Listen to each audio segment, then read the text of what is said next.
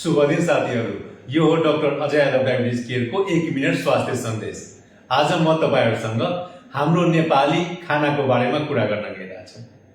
हाम्रो खानेकुराहरुमा कार्बोहाइड्रेटको मात्रा बढी र प्रोटिनको मात्रा एकदमै कम हुन्छ।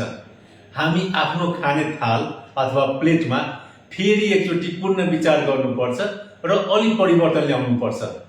अनुसन्धानहरूले के भन्छ भने हामी आफ्नो आहारमा 62% क्यालोरी जुन इनर्जी आउँछ खानाबाट त्यो चाहिँ हामी कार्बोहाइड्रेटबाट लिन्छौं, जुन कि धेरै छ र प्रोटिनको मात्रा एकदमै थोरै लिन्छौं।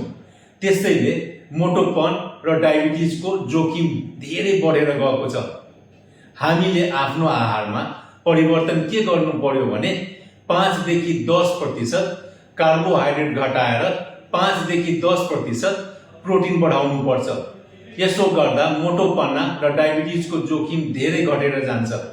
जस्तै भात रोटी मैदामा बनेको परिकारहरू कम गरेर भटमास, राजमा, चाना, गेडागुडी, दाल, दही, दूध, माछा, मासु, अण्डा बढाउनु पर्छ।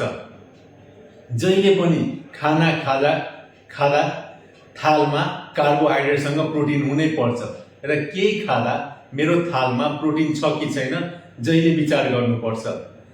स्मार्ट बन्नुस् र स्मार्ट छान्नुस् भनेको बुद्धिमान बन्नुस् र बुद्धिमान छान्नुपर्छ।